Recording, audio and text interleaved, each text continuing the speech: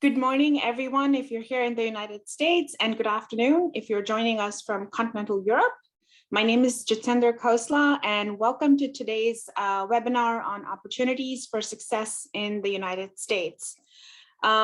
My own position is a business investment manager for continental Europe here at Fairfax County Economic Development Authority. I'm based in Fairfax County, Virginia. I also have the pleasure and the honor of serving on the board for the Netherlands America Chamber of Commerce, who, along with the Baltimore Rotterdam Sister Cities Committee, as well as Startup Utrecht, is bringing this event to you today. Our focus will be on what kinds of programs and assistance is available for Dutch tech firms interested in doing business in the United States. We will be covering those opportunities that center within the Washington, D.C. region, which includes the states of Maryland and Virginia, in addition to the District of Columbia. Before I give an outline of the program, please feel free to add questions and for the audience, for the panelists in the Q&A box. Please also indicate who the question is for, so that we can address them at the end of all our presentations. Next slide, please. So today's program brings you some fantastic experts from the region. We will begin the program starting with a presentation from Andrew Kreinik, who is with the Maryland Department of Commerce, followed by remarks from Martin de Groot with the Netherlands American Business Council. We will then move on to covering opportunities within the United States by Frans Meuwissen. Our last presenter will be a case study by Audittrail's Jorrit van de Walle, who will talk about their experience in gaining success in the United States. We will, as I indicated, have time at the end of all presentations for an open forum for questions and answers. So even if you do have questions now, please feel free to add them in the Q&A box. With that, it is my pleasure to invite Andrew Kreinik, who is Regional Manager for Europe, Australia, and New Zealand at the Office of International Investment and Trade at the Maryland State Department of Commerce, to please join me. Andrew, if you could please turn on your camera and go into your presentation. Take it away, Andrew. Thank you very much, Jitendra. It's a pleasure being here speaking to the companies from Utrecht. And I'm going to be talking today about Maryland's soft landing program, which is a way for foreign companies to explore new markets and to see and to develop certain kinds of approaches and determine which approach is the best approach for the US market. But first, let me introduce you to Maryland. Next slide, please. So for those of you that aren't familiar with Maryland, Maryland surrounds Washington, D.C. on three sides. And you can see that we are strategically located on the East Coast, in the middle of the East Coast. So markets in New York, Boston, as well as Washington, and then down to North Carolina are easily accessible. There are several international airports in the area, and so Maryland is easily accessible from Europe, as well as we have a BWI airport, which provides domestic flights which go all over the country. Maryland is is ranked as one of the two top educated states in the country. We have an excellent educational system. We have 55 universities here. We're particularly focused on developing on workforce development in the cyber area. We have 17 centers for cyber excellence that have been accredited by the National Security Agency, as well as we have programs on a PhD level, master's level, and a bachelor's level for cybersecurity. We're also a big center for life sciences, particularly with vaccine development and med tech and digital medicine. So, and also just for those of you that are concerned about cost of living, the cost of living in Maryland is lower than other areas where there may be clusters such as cyber clusters or life science clusters such as Boston and New York. Maryland is a very affordable place to live, and the quality of life here is second to none. We have beaches, we have a lot of boating in our bay, we also have mountains. So let me get on to talking about the soft landing program. Next slide, please. So what the soft landing program is we have arranged with 20 business incubators in Maryland to allow foreign companies to land a staff up to 2 people at a time for 3 months at a discounted rate.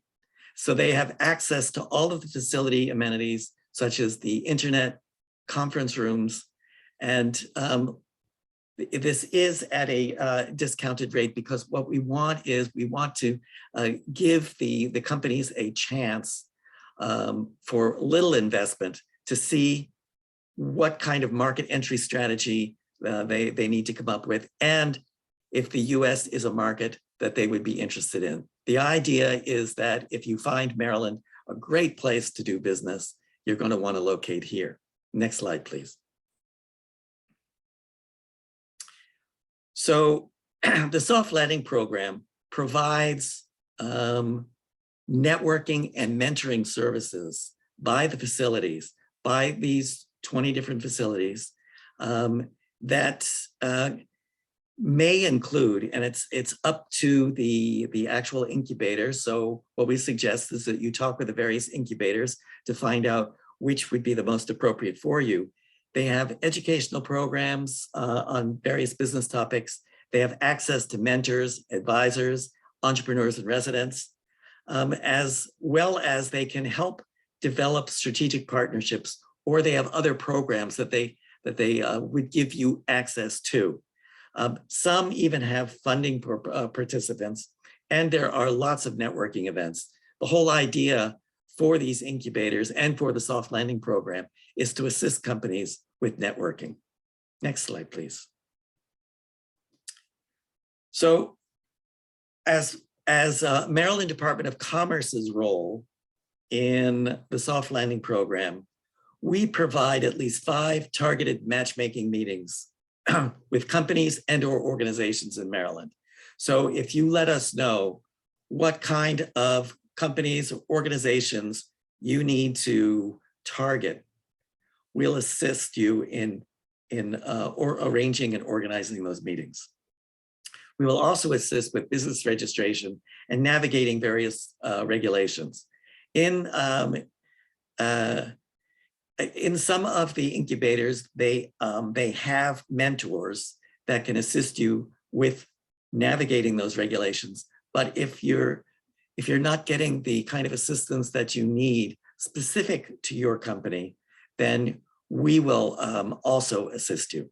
As far as registering your business in Maryland, it's very simple. Once you determine what form of company you want to have in Maryland, whether that be a C Corp, an LLC, an S Corp, then you can get onto our business registration link, and it shouldn't take you more than an hour to register your company in Maryland. And many of the soft landing programs offer additional services that I'm not even mentioning here, because each of these 20 incubators has a range of services that they can provide. So the 20 participating incubators specialize in areas like cybersecurity, life sciences, the medtech, agritech, and increasingly environmental technologies. What we have in Maryland too is, because our cybersecurity industry is so well developed, we are one of the a global cluster actually for cybersecurity, because the National Security Agency is located here, and various other agencies are located here, like Homeland Security. As a result, we've had this intense concentration of cybersecurity professionals, and which have been spinning off and developing different kinds of companies. And sometimes those companies specialize in various sectors, just like the incubators will specialize in various sectors. So We welcome you to participate in our soft landing program, and you will have my contact information. I know that you will all be interested in more information. I'm happy to answer any kind of questions, and I would welcome any of you and all of you to please come to Maryland and see what kind of great business environment we have and the kinds of support that we're able and willing to give you. Thank you. Thank you, Andrew, for that fantastic overview of the soft landing program. Indeed, especially when it comes to cybersecurity, our region does lead globally as well. One other thing of benefit is that because we are close to some of the decision makers that are responsible for driving business within the sectors listed here. So with that, next, I would like to invite Martin de Groot, who among the many hats that he wears, is the co-chair of the Netherlands America Business Council. He is also the president of the Netherlands America Chamber of Commerce of the Washington Metro and managing partner at Netherlands to US. Martin, over to you. Thank you, Yatinda, for the introduction, and good afternoon, everybody in the Netherlands. And good morning here in the US.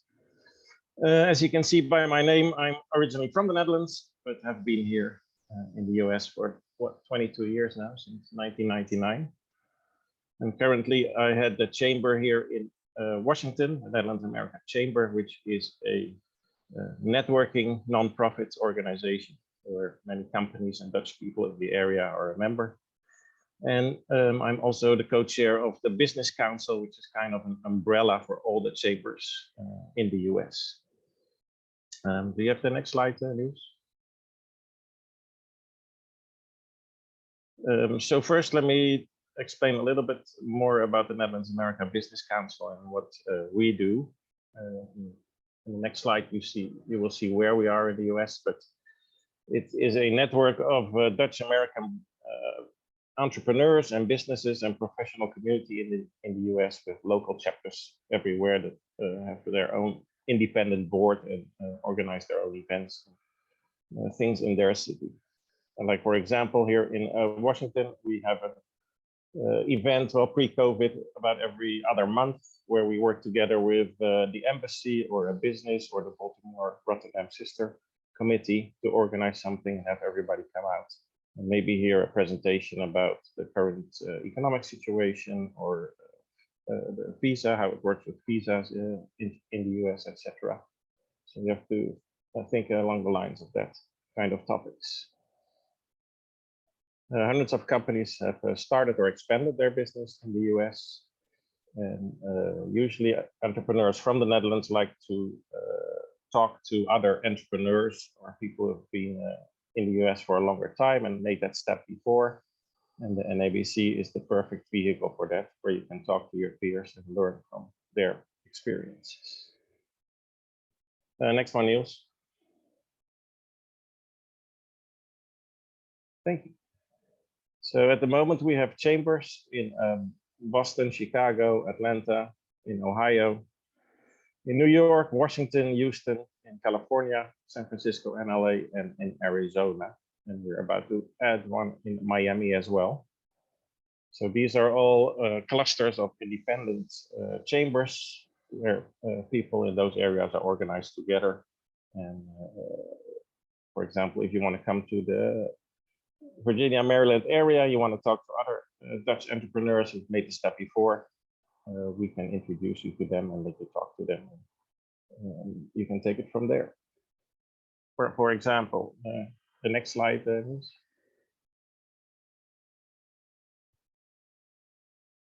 So to recap what I just said, what we can do for you, if you want to talk to other software companies that already made the talk, make the step from across the Atlantic from the Netherlands to the US, we can bring you in contact with them and you can learn from their experiences.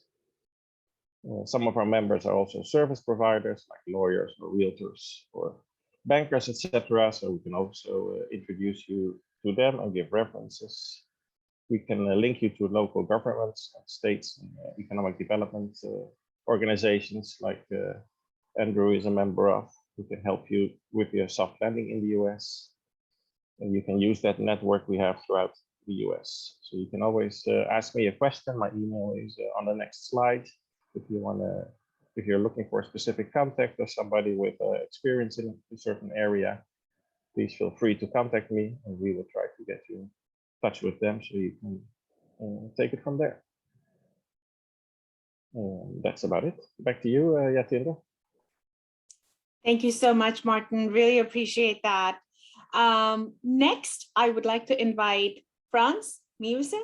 Frans, if you could please turn on your camera. He is a partner at Impact USA. Frans today will talk about some challenges that Dutch companies face in the US market. He will also share some best practices on how smaller companies can address these risks and at the same time capitalize on growth opportunities. Frans, over to you.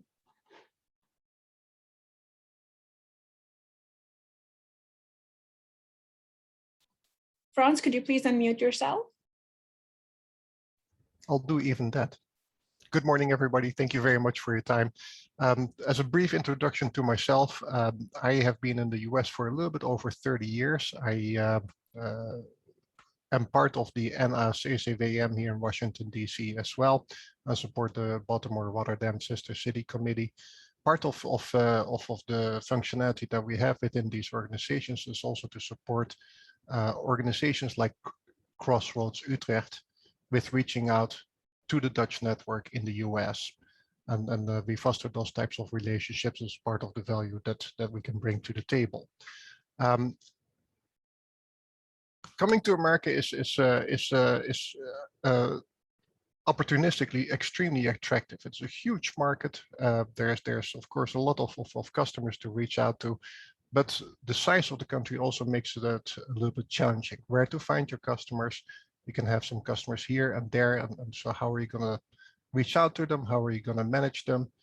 And that's where also part of these support organizations come in very handy. They can help you accelerate your entry into the US. You have indeed organizations like Andrews and Jatinder's organizations, they help you with landing here. Then you have the RVO in the Netherlands that helps you also with starting up some of the other Dutch government organizations. And then you have the local Dutch chambers of commerce. So there's a whole lot of networks that are here to help you land. However, also with so many networks and so many resources, it also can sometimes become a challenge to manage it all and to keep the overlook over that as well. Next slide, please. So to continue with a little bit of an introduction of how we fit into this landscape, we are a corporate and business development organization. We primarily help Dutch companies set up shop in America, although we also support American companies setting up shop in Europe through the Netherlands. We focus on two practice areas. One of them is retail and the other one is technology. I manage the technology side. It's also my background. That's what I've been doing here in the US for the past 30 years. Doing everything, and what we do is for the corporate development, we help organizations with setting up shop, finding a location, finding a good insurance program, finding HR support, managing and navigating the soft landing programs, making the most of all the support channels, incorporation, location picking so that you're closer to your customers, which can be extremely instrumental, particularly in such a big country as the Netherlands. And then we segue that into the implementation and the activation of what you are actually trying to do and accomplish here in the US. So we help you with reaching out to customers, set up your channels, your distribution channels, whether that is on the product side, on the consumer product side with retailers and e-tailers, where we help you with managing everything from the pricing to marketing, to distribution, to warehousing, to fulfillment, to returns. And then of course on the technology side, where we help you with channel development, strategic partnerships with direct sales, marketing support. And the way that we do it is that we have a couple of core competencies within our organization, and then we find experts that fit your needs the best. So we don't do everything in-house, but we manage all of those processes and all of those moving parts and make sure that you are successful as quickly as possible in the US. There are, of course, lots of organizations like Impact USA in America. All of us do something a little bit differently than others. And our approach really is to focus on our core competencies and then finding all the other experts that you need to succeed in the US market as quickly as possible. Next slide, please. This is straight from RVO. It is a slide that's not too long. Now that COVID has been somewhat in retreat, or at least in the lull, and we're at least better at managing what the disease is doing. Particularly Dutch companies are now focusing on growing internationally as well. And this is a bit of a snapshot of the global outlook. Where are the chances, where are the opportunities, and where are some of the risks? And what we, of course, here in America find very striking is that North America is still extremely accessible and very attractive and relatively easy to go to. However, on the flip side, because of COVID and because of the restrictions, and because of the reaction to all of that, the challenges of setting up successfully in North America are bigger than they were before COVID. Next slide, please.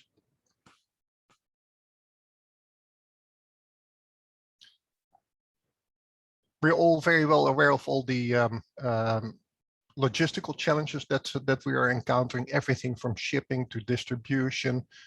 It goes further than just not having enough boats or not enough port slots to unload boats.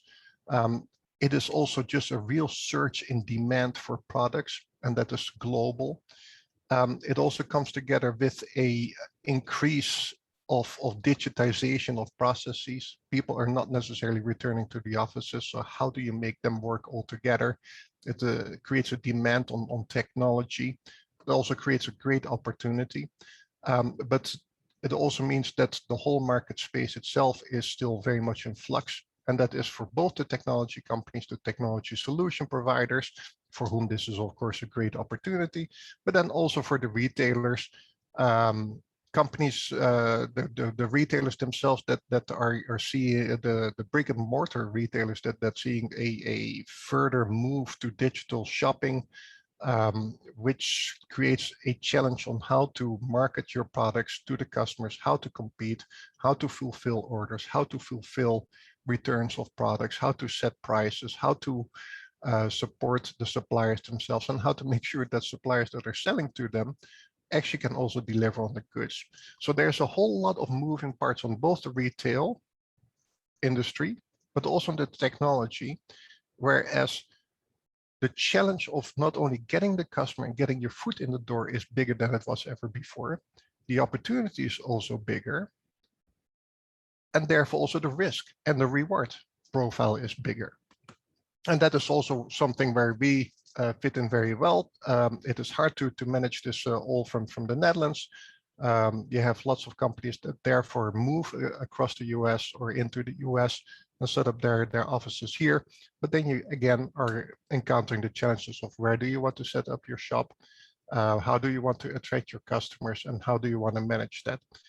Besides that, also because now that the travel restrictions have been lifted, at least for now, there's a backlog on visa. And so it can be quite a while before you are able to move into the US. Can you afford to wait that time to seize the opportunity? And if your answer is no, then how can you do that or seize that opportunity while you're still working in the Netherlands? That's where organizations like Impact USA come in very handy as well. Next slide, please.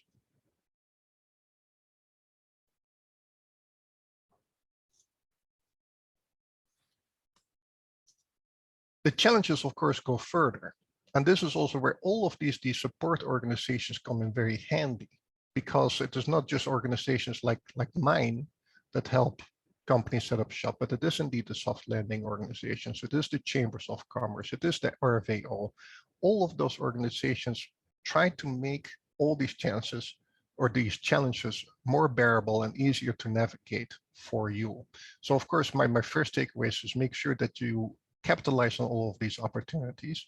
And if it is hard to navigate between all of these programs, engage with an organization like the Chamber of Commerce or an organization like ours to help you figure out what is the best for you and how to manage those programs as well. This influx, this instability is going to be here for a long while. The demand is still going to be here for a long while as well. But the opportunity to sell your products and to your services will be here for a while as well. So it is almost as if you cannot afford to not take a serious look at expanding into the US. Next slide, please.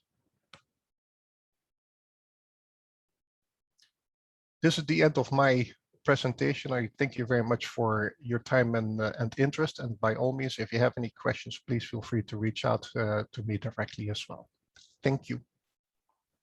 Thank you, Frans. I think, our region here on the East Coast is extremely blessed because not only do we have the Dutch embassy in our backyard, but we also have support organizations like the Chamber and Frans's organization that can help Dutch companies and support their goals and missions for the US market. So I welcome you to take advantage of contacting Frans or any of the other speakers. And with that, our last presenter for today is going to be Jorrit Mendevale, who is CEO of Audittrail. Jorrit will cover his experience in setting up his company in the United States. So Jorrit, over to you. Thank you, Jatinder, and welcome to everyone. Good afternoon in the Netherlands and good morning in the US. Niels, there's some animations in my sheet, so please continue. Well, my name is Jorrit van der Walle, and I'm the CEO and founder of Audittrail, and we're basically a hybrid company. So we're basically a consulting company performing audits and consultancy on information security, privacy, like GDPR or AVG in the Netherlands. Compliance issues and awareness. So where, for instance, Andrew spoke about the cybersecurity atmosphere in Maryland. Well, that's where we thrive. With Audittrail, we're also a Microsoft partner and we're a solution provider. So we also have software in helping the DPOs and the CISOs run their privacy and security programs. So we have two things to offer as a company. Next slide, please, Niels. We made the step into the US about 2 years ago, a year before the pandemic, so that's maybe 3 years before. Our headquarters are in Leiden, in the Netherlands, and I'm based in Leiden as well. From the Leiden, we serve our customers in 7 European countries, which goes very good. But then we decided to take a plunge and go to the US. We set up shop in one of the incubators Andrew mentioned, a special cybersecurity incubator. We're at BW Tech at UMBC, and UMBC is the University of Maryland, Baltimore College, very near Baltimore itself, but in a small town about 10 miles from Baltimore City. And I'll tell you why we took the step to the US and why we chose for the Baltimore, DC, Virginia area. Next slide, please.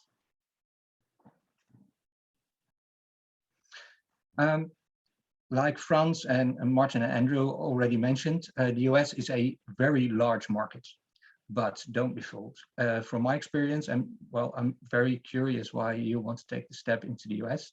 From my experience, it feels like a big market, and yes, you can be very enthusiastic to help US companies from the East to the West Coast, but basically it are 50 different markets. Be prepared to that, and I think Frans already mentioned it. How do you don't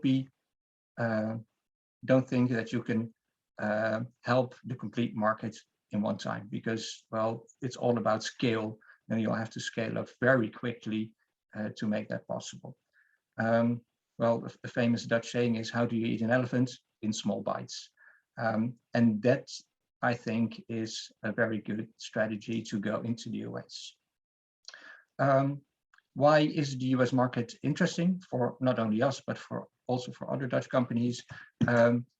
American companies are very willing to working with foreign companies. That's really accepted, and especially Dutch companies are have a good image for American companies and American professionals. Well, English is accepted, but I think we'll have to accept that our English is not as good as the English most people speak. So absolutely pay attention to your English, but it's an ideal language to speak. So that's ideal for us. It's better and easier than Swedish or even German. The culture of the US is accessible for us as Dutchies. However, take into account that it's not, there are cultural differences between the US and the Netherlands. So you have to dive into the cultural differences and make them your strength and let them work for you. Another a great thing, and Martin, Andrew, and Frans already mentioned that in the Netherlands there is a pretty good network available for soft landing and for exporting to the US, like RVO, like the NABC, like the NBSOs, like in South Holland we have Innovation Corridor, which is a regional development organization for South Holland, and they run internationalization programs, and I think Utrecht might have a similar organization too. So you can do your homework from your chair or your office in the Netherlands, speaking to Dutch people who can help you touch ground in a network in the US. Exporting in the US is, you can win a lot because it's a large market, or it are 50, combined markets. However, if you set it off to exporting to other European countries, or setting up shop, or doing internationalization program in other European countries, exporting to the US is relatively expensive. So your investment is bigger than, let's say, if you set up shop in Sweden. That's not a problem, but you'll absolutely have to be aware. You have to recognize that. Let me put it that way. But on the other hand, the reward can also be much bigger because the relativeness of the markets. Next slide, please. Yes. Okay, why did we choose for the Maryland, DC, Virginia area? Because you have to also see that every market, and that's why I mentioned 50 different markets, every city has its own specialization. You can say that. If you're interested in doing business with government, you'll have to be in the proximity of DC. That's the best place. In Maryland, we're based in Baltimore, we are.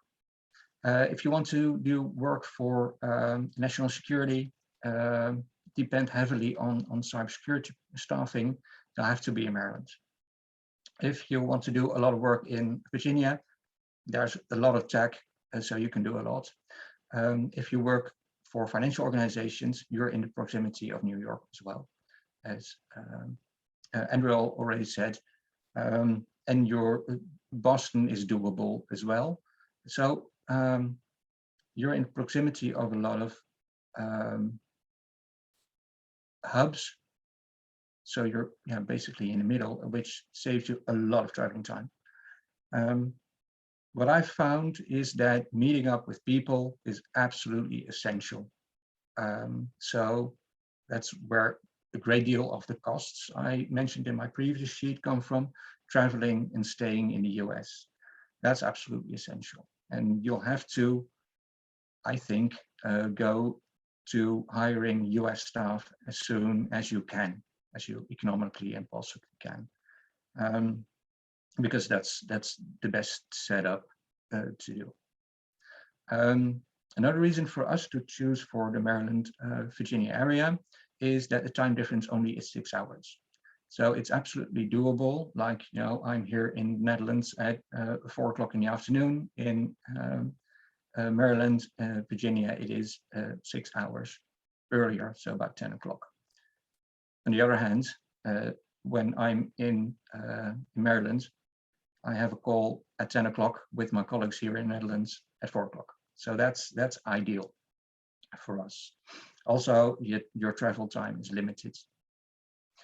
Instead of when you go to Washington State, like Seattle, it's about 9 hours, the time difference. So the great thing here, and I think all previous speakers have already said that, and that's also my experience, there's a great network here available. Every organization is really willing to help you and is welcoming you with open arms. We did a soft landing program with BW Tech. We were absolutely magnificently helped by MD Commerce, but also all the other organizations like Baltimore Rotterdam Sister Committee, and all the other are absolutely willing to help. What they've said in the previous presentations is absolutely true. Access to workforce, funding even, all kinds of CEO workshops and roundtables are organized, and you can, well, you're welcomed with open arms. So that's brilliant. Yeah, absolutely. So yeah, I basically have one message for you. Do your homework, but just be here. And that's it for me. One last slide. Thank you. Back to you, Jatinder. Thank you so much, Jorrit. You know, one of the things that you touched on was workforce, and something that we always tout is in this region, you have access to about 60+ colleges and universities and the highest concentration of systems engineers in the country. So when you're looking to hire people, you do have access to a fantastic workforce capability for your company. So you're very nicely done. Thank you so much. Niels, you're welcome to turn off the screen share, take down the presentation. I invite all of the panelists to please switch on their cameras so that we can go into the Q&A portion of today's presentation. And I would like to start, while the audience puts in questions, I would like to start by asking, you know, we've covered so much. So let's take a step back, and Martin, maybe this is a question for you. The US is like 50 different markets. I usually say it's like 50 different countries that you do business in when you come to the United States. So if I'm a Dutch company, where do I start if I want to conquer the US market? Thanks, Jatinder. I would look first, make a little optimization Excel sheet and look at all the parameters that you need for your company. So where are your customers? What is the cost of living in different areas? Where are people that you need? Do you need high-tech employees? Where do you find them? And you can put several regions next to each other and compare. Like Andrew said before, if you have a tech company, you come to the US, you usually hear about New York or San Francisco, but if you look at the index, cost of living index, it's much lower here in Maryland, this region. So there's a lot of things that you can compare and put next to each other for yourself. But ultimately, I think if you have a product that you want to sell in the US, you have to think about that there needs to be an airport nearby so you can travel to your customers, and transport is very important. And make a heat map of where your customers are to see what is the most efficient. That's an excellent point, Martin. You know, the other thing about our region is you have access to 2 international airports and Washington Reagan National Airport. So within just this region, you have access to about 60% of the US population within a 2-hour direct flight. And, you know, not many regions can say that. So, you know, we've talked about where to start, and maybe this question is for you, Andrew. What would you say are the biggest advantages that a soft landing program has to offer to foreign companies? Well, the soft landing program means that a company doesn't have to make a tremendous financial investment in terms of seeing if the US market is an appropriate market for them. It allows them to come over for 3 months, working with the incubators,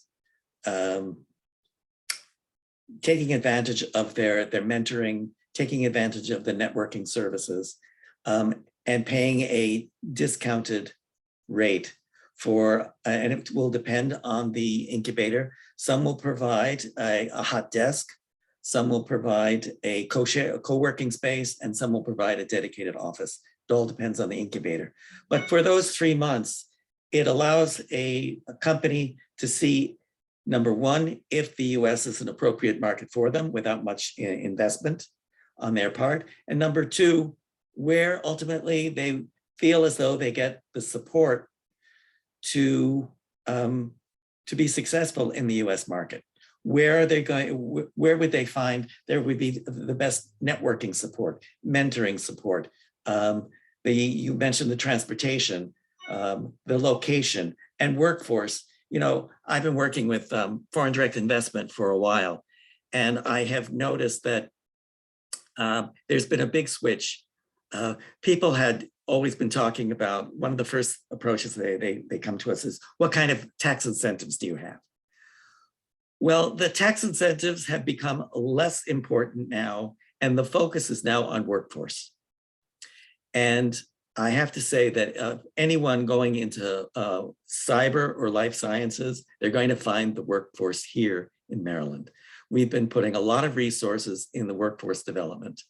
And so apart from trying out the soft landing program to see if it's appropriate, you also get time to see what kind of workforce capabilities you need and work with the various either private staffing companies or with the state in order to find out how you can get the appropriate workforce for your company. Great. And, you know, the other question, perhaps, Andrew, that you could address is, do you think that the soft-trail landing programs are geared towards specific industries more so than others? How does that work? Well, yeah, you know, we have a range of incubators here. And so these incubators provide support for a variety of sectors. Cybersecurity, absolutely. Life sciences, absolutely. Increasingly, ag tech and environmental technologies. Those are the big ones. But we also have increasingly, I can think of one or perhaps two incubators now that are involved with advanced manufacturing. So it's a whole range of sectors. Perfect, thank you. I want to go to Frans next. So Frans, Impact USA, you know, you pitched the idea of, while, you know, the company is examining the US market, kind of deciding where to go. Can you talk a little bit about the services that you have to offer and how Dutch companies can take advantage of those services by Impact USA? Yeah, okay, thank you. So the services are indeed, so you can categorize them in two blocks. The first one is the corporate development. How do you land? Where do you land? What do you need to start off with? Companies shouldn't forget how to incorporate properly. You can incorporate in an LLC in Nevada, and that is all very good. However, how that rolls up to your own mother company and the implications that it has for liability, for personal responsibility, for your own personal exposure, or for your corporate exposure, and therefore how you address that needs to be addressed. You can incorporate anywhere. You can have your corporate domicile somewhere else. So for example, you can incorporate in Nevada, but then you can set up your corporate headquarters in Virginia or in Maryland or DC. Those two things can be loose from each other, but you still need to manage it and you still need to cover it. So that is a process, and that process we manage, and that process goes all the way into HR. It goes into accounting. It goes into recruiting. It goes into office space and expansion, and naturally, then it also goes into sales and distributions. Your sales strategy in the Netherlands may be entirely different than it is here in the US. You might find that in the Netherlands, you can do direct sales to enterprise customers, or you have good connections with the retailers. Here, there is normally a step in between. And that is because the country is so big. So how do you leverage all these distribution channels, the middleman, or the technical partners, the resellers and the channel partners, and how do you manage that, and how do you build it out? That is also the type of services that we provide. We set it up, we kickstart it, and then we manage it for you. And we can go very deep with customers. So we normally function as a right-hand man for the owner operator of companies in the Netherlands. Hope that clarifies a little bit further. It does. And we've actually received a question from the audience. One of the things that they want to know is about workforce. And I would encourage any of the panelists to answer this question. The question is, we can see costs for workforce rising, and it is really difficult to hire good staff. What is your advice? And this company operates from Leesburg, Virginia right now. Anybody would like to take that question? Well, I can address that to some degree. I mean, the increase of the cost of workforce is increasing all over the country. However, in order to make companies more competitive and more appealing, is that they have to focus on what it is that they offer to the employees, to the workforce. That could be, it could be related to leave. It could be related to the kinds of health insurance that they offer. It could be the ability to have remote work. So what you need to do is you need to focus on what it is that is important to the people that you want to recruit, because nationally, and it's nationally, there is a workforce crunch, and people are coming up with different strategies in order to approach that crunch. I would like to add to that. It is a huge topic, of course, and from a Dutch company perspective, you can say, well, we would like to recruit people that we culturally connect with, that then also can bridge with locals in America. So you have to have somebody like that can fit in within your own corporate culture, but that can also represent you in the market space here, and that's got a good footing here. Then secondly, if you are a company that's going into the US market, you already have something unique. You are a foreign company, and you are doing entrepreneurial stuff, and there's a lot of people, particularly in this area, that are interested and attracted to both of those facets. So you can use that.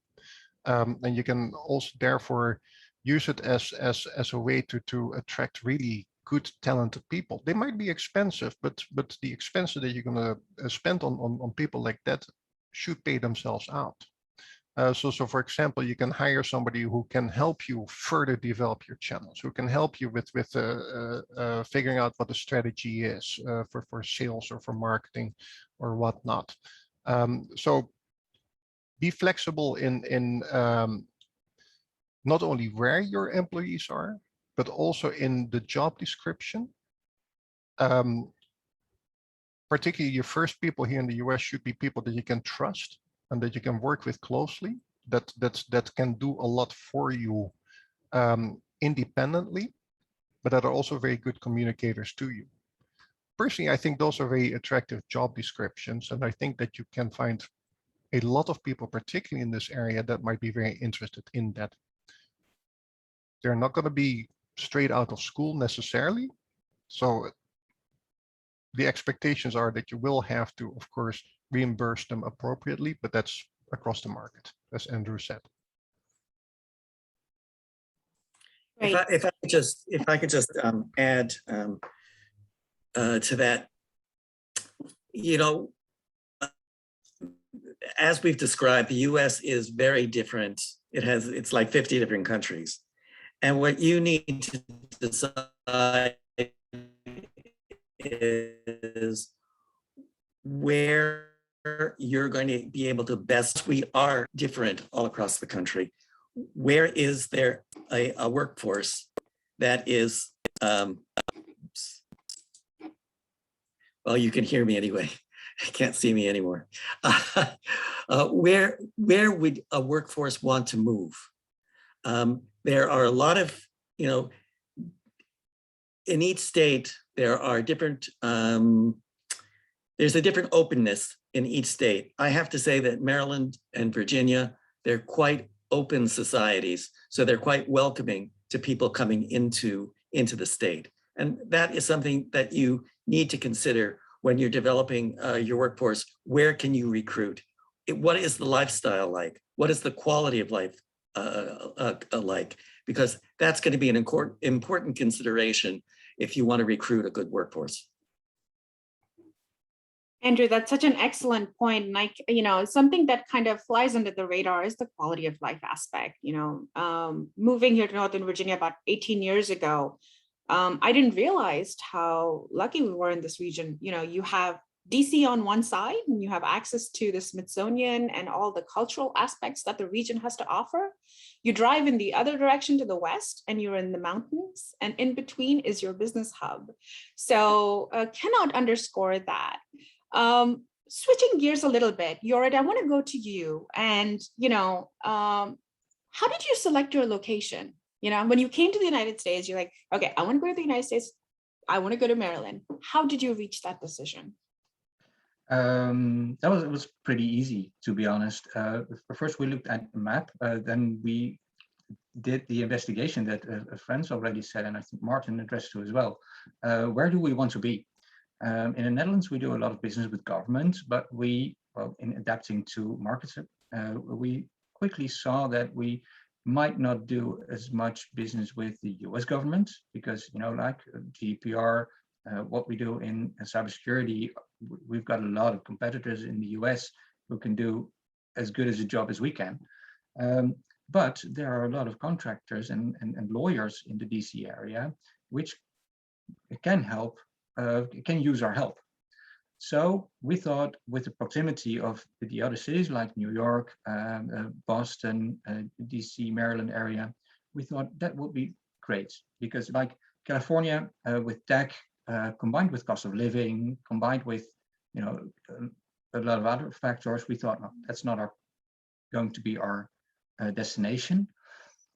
And I think it was Thrive because the connections that Innovation Quarter, the regional development organization in South Holland, have very good ties with Commerce of Maryland and the Maryland, Virginia area. So they put us, like on the trail of Maryland, well, you should absolutely look at the Maryland area to grow your company. And that's how it went. Perfect, thank you. And I can personally attest to the fantastic work that Innovation Quarter does in South Holland. Quick shout out to the folks and the connections there if anybody's here attending from that organization. So I'm going to take one last look at the Q&A box. It doesn't look like we have any more questions. And in the interest of time, it is 10:56 a.m. here in the United States on the East Coast. So we are nearing the end of our program. I want to thank all of our esteemed panelists for sharing their expertise and helping Dutch companies navigate the US market. I also want to thank the Netherlands America Chamber of Commerce, the Baltimore Rotterdam Sister City Committee, and Crossroads Utrecht for bringing everybody together today. A recording of this webinar will be made available in a couple of days on the Baltimore Rotterdam Committee's YouTube channel, and a link will also be sent to all of the registered participants. If you have any additional questions, please feel free to reach out to the individual panelists. Their contact information was added in the chat box. And with that, thank you once again, and I look forward to seeing you at future events. Bye, everyone.